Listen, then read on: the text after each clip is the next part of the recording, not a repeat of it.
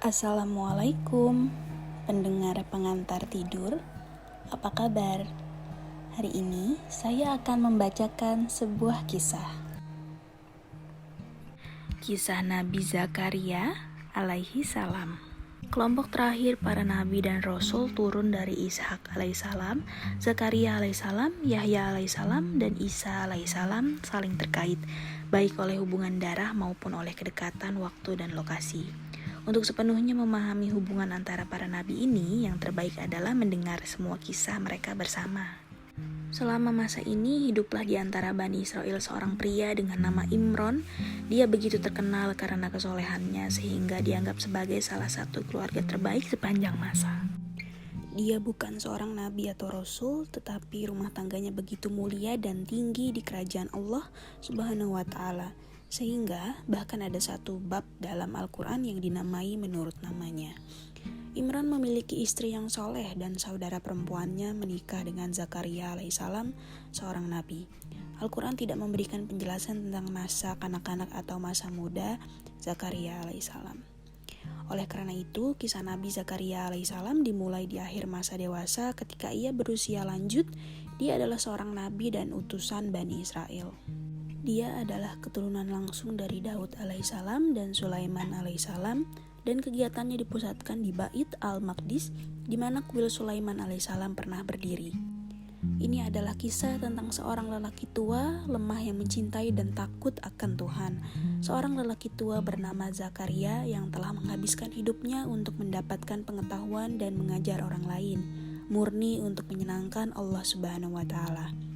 Al-Quran menceritakan kisahnya dalam surat Al-Imran dan surat Maryam, dan ini mirip dengan kisah Nabi yang diceritakan dalam Injil Lukas. Nabi Zakaria alaihissalam adalah anggota keluarga Imran, keluarga yang diberkati, yang anggota-anggotanya juga termasuk Isa al-Masih dan ibunya Maryam. Ketika Maryam muda pergi ke rumah doa di Yerusalem, dengan kebijaksanaan dan rahmatnya menunjuk Zakaria sebagai walinya. Setiap hari dia akan mengunjungi Maryam untuk memastikan bahwa semua kebutuhannya terpenuhi. Pengabdian Maryam kepada Tuhan mengesankan Zakaria, dan dia kagum dengan keajaiban yang akan dia temukan di kamarnya. Dikatakan bahwa dia akan mendapatkan buah-buah musim dingin di musim panas dan buah-buahan musim panas di musim dingin. Ketika Zakaria bertanya tentang bagaimana Maryam mendapatkan buah-buahan, dia menjawab bahwa Allah, sang pemelihara, yang telah menyediakan rezeki. Maryam berkata, itu dari Tuhan, sesungguhnya Allah menyediakan rezeki kepada siapa yang Dia kehendaki tanpa batas.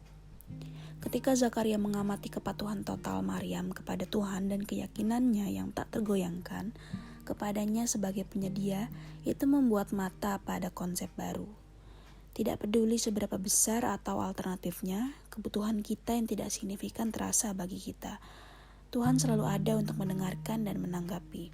Ini adalah ide yang sangat penting untuk direnungkan. Tuhan akan memberikan kepada hamba-hambanya yang adil tanpa batas. Maryam telah menerima buah di luar musim. Zakaria membuat permohonan untuk sesuatu yang menurut standar manusia tidak mungkin, karena dia dan istrinya sudah sangat tua dan waktu bagi mereka untuk mengandung seorang anak terlalu berlalu. Karunia Tuhan tidak dibatasi oleh keterbatasan duniawi dan segala sesuatu mungkin terjadi. Zakaria belajar pelajaran penting ini dari lingkungannya Maryam.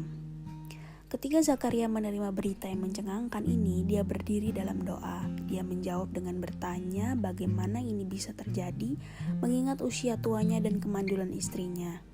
Tuhan kemudian menegaskan pelajaran yang dipahami Maryam. Demikianlah Tuhan melakukan apa yang Dia kehendaki.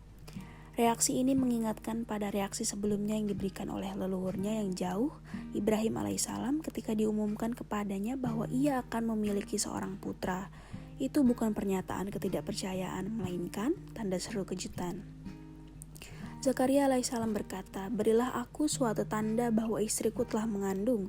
Allah berfirman, tandanya bagimu kamu tidak dapat berkata-kata dengan manusia selama 3 hari, kecuali dengan isyarat. Dan sebutlah nama Tuhanmu sebanyak-banyaknya serta bertasbihlah di waktu petang dan pagi hari. Maka kami memperkenankan doanya dan kami anugerahkan kepadanya Yahya dan kami jadikan istrinya dapat mengandung. Sesungguhnya mereka adalah orang-orang yang selalu bersegera dalam mengerjakan perbuatan-perbuatan yang baik dan mereka berdoa kepada kami dengan harap dan cemas. Dan mereka adalah orang-orang yang khusyuk kepada kami. Ini bukan anak biasa. Yahya diberikan hikmat saat masih anak-anak dan diperintahkan oleh Allah untuk berpegang teguh pada Taurat. Dia bersimpati dan mampu menunjukkan belas kasih dan belas kasihan kepada umat manusia. Tuhan menciptakan Yahya benar dan bebas dari dosa. Hai Yahya, ambillah Alkitab Taurat itu dengan sungguh-sungguh dan kami berikan kepadanya hikmah selagi ia masih kanak-kanak. Doa yang tulus dari seorang lelaki tua dan istrinya yang mandul diterima oleh Allah Subhanahu wa taala dan sebuah pelajaran berharga diajarkan kepada semua umat manusia.